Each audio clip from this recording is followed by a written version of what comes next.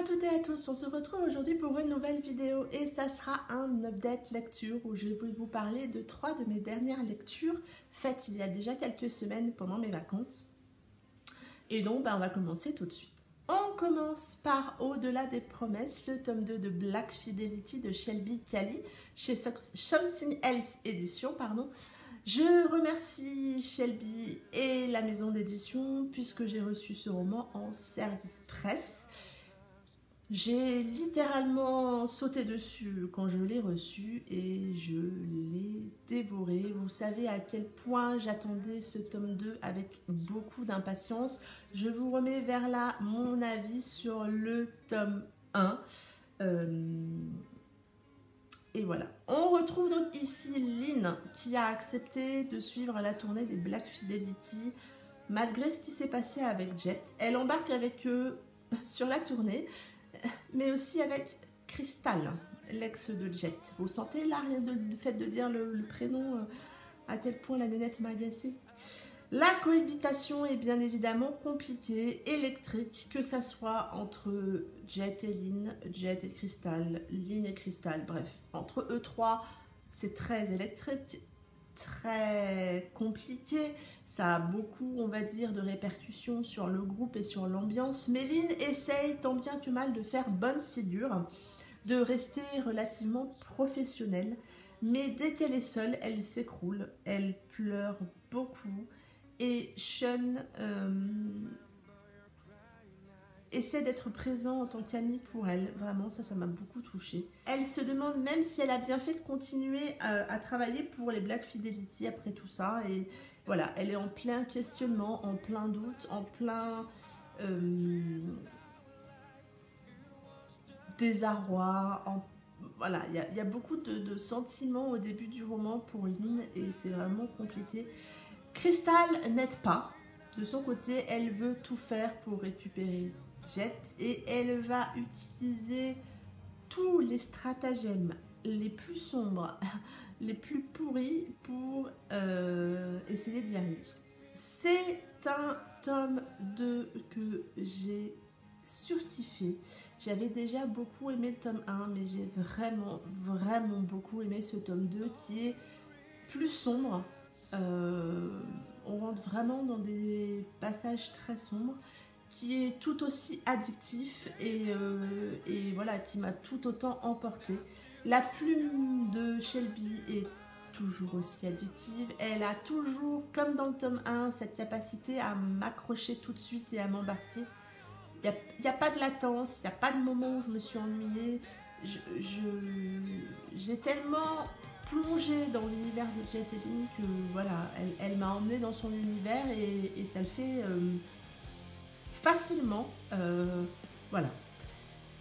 On retrouve une Lynn, je dirais, plus battante mais aussi plus fragile parce qu'elle en chie vraiment, Lynn. Elle passe par des trucs compliqués. On va apprendre à mieux la connaître, on apprend aussi son passé, on s'attache beaucoup à elle. C'est quelque chose qui n'est pas systématique dans la romance pour moi. En général, j'ai toujours un petit peu de mal avec les héroïnes et là pas du tout avec Lynn. Elle m'a rarement déçue, je suis en train de réfléchir mais je crois que même pas elle m'a déçue. Elle m'a pas agacée, c'est vraiment une héroïne, voilà, comme on les aime et qui en chie vraiment beaucoup.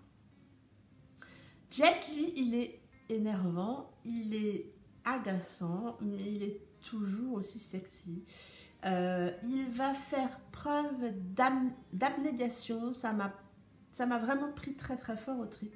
On a envie de le secouer et finalement quand on comprend pourquoi il réagit comme ça, on fond littéralement sur le gars. Parce que tous ne l'auraient pas fait et moi ça m'a littéralement fait fondre. À la fin du tome 1, si vous vous rappelez, je le détestais, Jet. Voilà, ça restait un mec sympa, sexy, voilà, voilà. Mais à la fin du tome 1, vraiment sur la fin, je le détestais.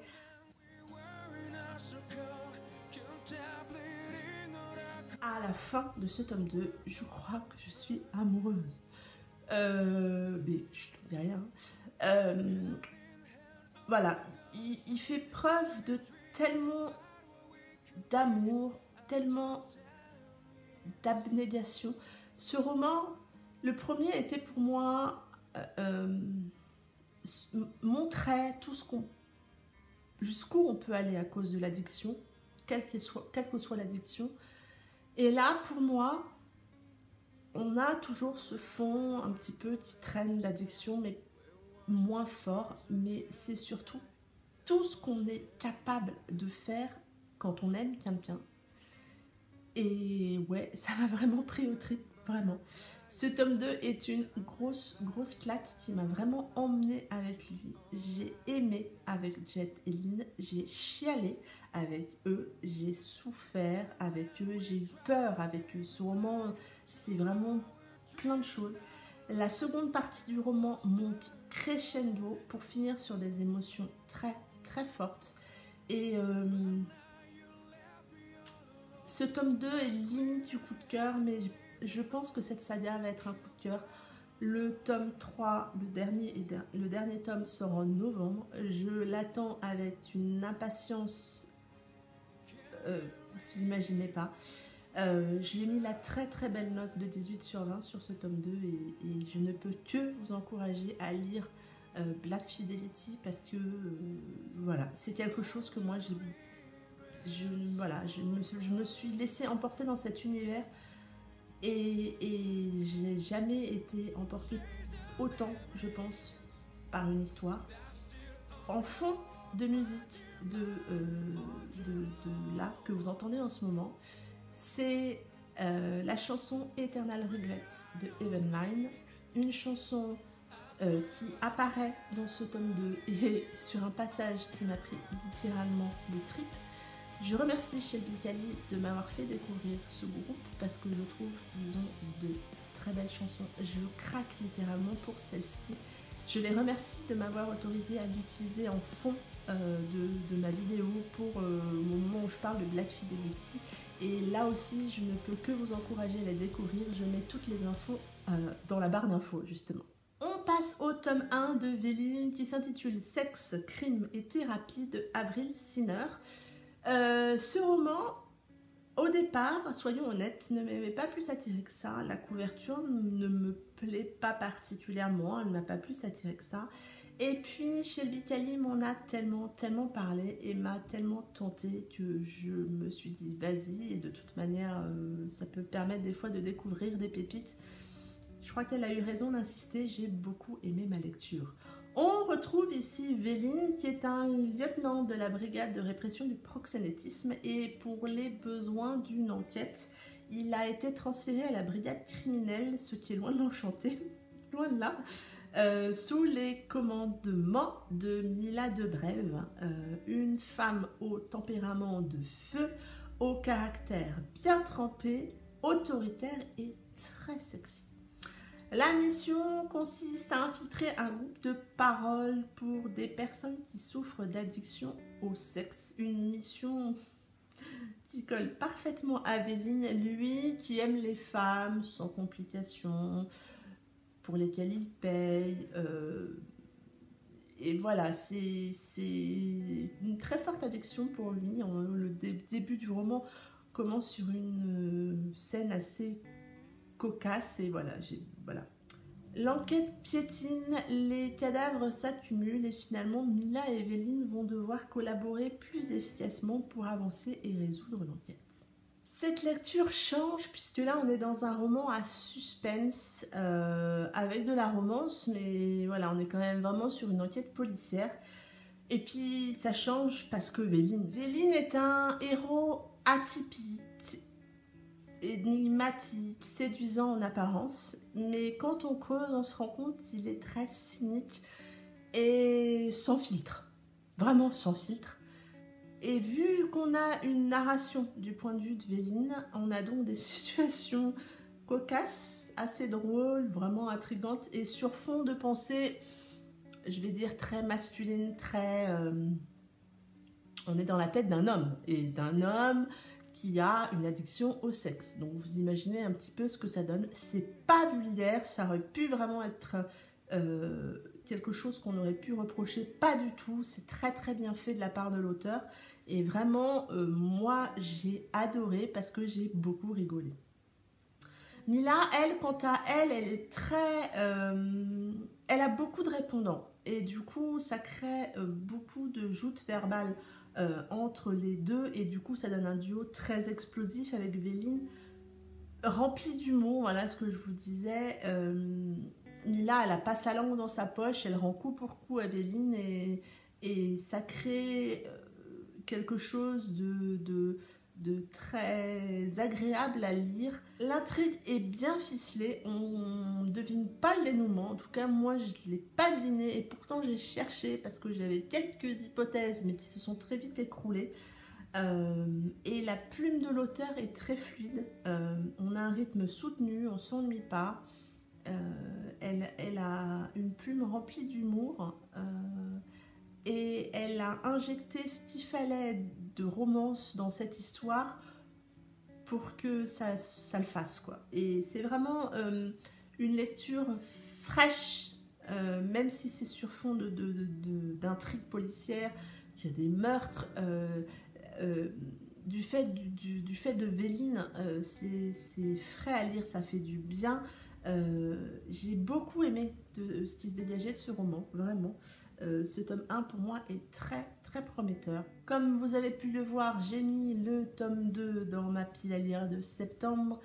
Idéalement, j'aimerais le lire en lecture commune avec Shelby, puisque voilà, c'est grâce à elle que j'ai découvert cette saga. Je lui ai mis la très belle note de 17 sur 20. Si vous avez envie de lire une romance sur fond de suspense qui change d'être dans la tête d'un mec complètement barge et barré, mais qui a aussi une intelligence très poussée par rapport aux enquêtes, je ne peux que vous conseiller ce roman.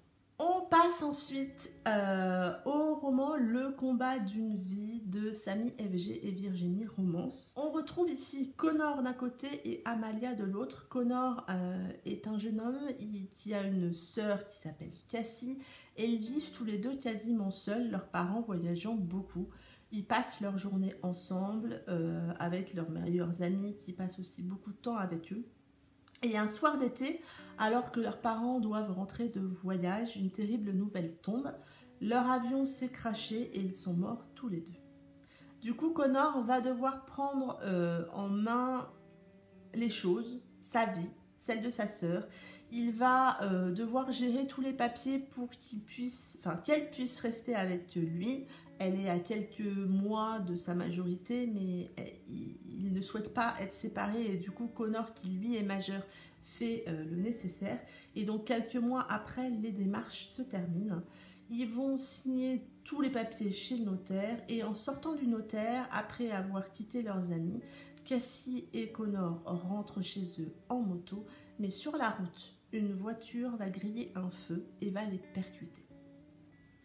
De son côté, Amalia est une jeune fille qui a tout pour être heureuse, des parents géniaux mais peu présents, des amis sur qui elle peut compter. Un soir, elle sort avec ses amis et elle se fait raccompagner par quelqu'un dont elle a fait la connaissance à la soirée. Et ils ont un terrible accident de la route qui va complètement changer la vie d'Amalia. Et je m'arrête là pour le résumer. Je n'ai malheureusement pas beaucoup accroché à l'histoire.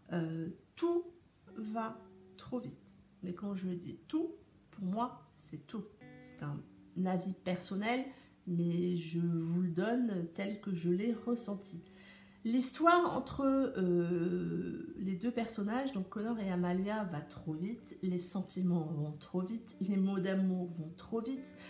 Ils échangent un « je t'aime » au bout du deuxième jour. Pour moi, ça n'est pas possible.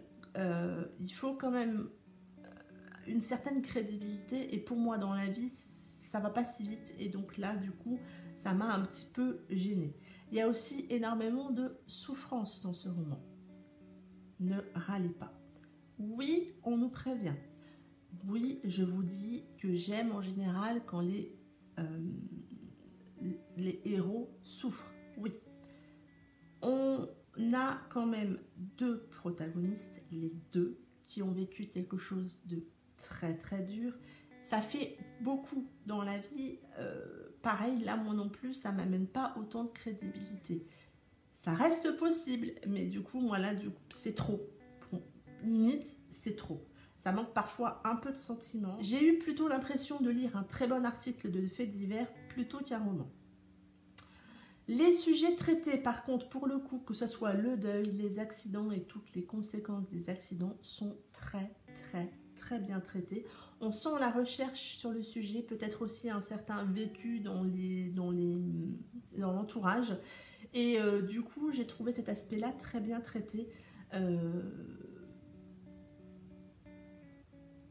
C'est ce que je vous disais, ça m'a vraiment... C'est peut-être pas assez romancé pour moi. Je pense qu'il y a beaucoup de personnel dans ce roman pour les deux auteurs et du coup, c'est peut-être pas assez romancé. Voilà, c'est une lecture qui m'a pas beaucoup emportée. Mais si vous l'avez lu, bah, venez échanger avec moi pour que, voilà, je vous conseille quand même de vous faire votre propre avis. Ça reste mon avis, ça reste aussi mon avis vis-à-vis de mon vécu par rapport à un accident et du coup, bah voilà quoi. Je lui ai mis la note de 13/20. Ça en est tout pour cette vidéo, je vous remercie de l'avoir regardé. Si vous avez lu un de ces romans, ben, n'hésitez pas à venir en papoter avec moi, ça sera avec plaisir. Je vous souhaite de très très belles lectures, un très bon week-end et je vous dis à très bientôt pour une prochaine vidéo. Bye bye!